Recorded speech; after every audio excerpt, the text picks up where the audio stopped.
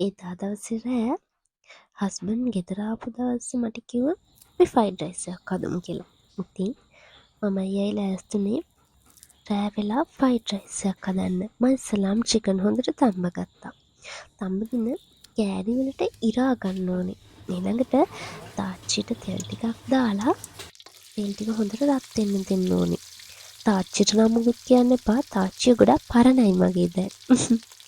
ඒකටම සොසේජස් ටික දාලා හොඳට බැද ගන්න නැතුව බාගෙට තමයි බැද ගන්න ඕනේ. මොකද ගොඩක් බැද ගත්තාම මේ කර වෙනවා වැඩි. ඉතින් සොසේජස් ටික බාගත්තට පස්සේ අපි දැන් මේකට චිකන් ටික එකතු කරගන්න ඕනේ. චිකන් එකත් ගොඩක් කර කරගත්තොත් ටිකක් හපන්න අමාරු හින්දා මම බාගෙට බැදලා තමයි ගන්නෙ. බාගෙට කියන්නේ සාමාන්‍ය චුට්ටක් බැදින්න ඇරලා. ඒකල මම මේ බත් එකට බිත්තර 4ක් එකතු කරනවා. මොකද මේ බිත්තර චිකන් සොසේජස් වැඩි වුණාම තමයි බත් එකේ රස වැඩි වෙන්නේ. ඉතින් බිත්තර 4ක් මම මේකට එකතු කරලා දැන් මේ බත හදා ගන්නවා. ඊට පස්සේ මම ඒකට කැරට් ටික එකතු කරගන්නවා. කැරට් ටික මම ගොඩාක් බැද ගන්න නැහැ. මොකද එතකොට බත කහ පාට වෙන්න බලනවා. ඒකට ලුණු ටිකක් මම දාගන්නවා. මම සමහර දවසට ලුණු තෙලටත් දාගන්නවා. මේ විදිහටත් දාගන්නවා. ඉතින් ඊට පස්සේ තමයි මම මේක හොඳට ටිකක් තෙලේ බැදෙන්න ඇරලා ලීක්ස් ටික එකතු කරගන්නේ. ලීක්ස් ටිකත් මම චුට්ටයි දාගන්නේ. මොකද ලීක්ස් ගොඩක් දාගත්තාම බත් එකට වඩා ලීක්ස් තමයි වැඩි වෙන්නේ. ඒ හින්දා මම ලීක්ස් පොඩ්ඩක් තමයි බතට එකතු කරගන්නේ. දැන් මේකත් මම හොඳට දාලා හොඳට කවලම් කරගන්නවා.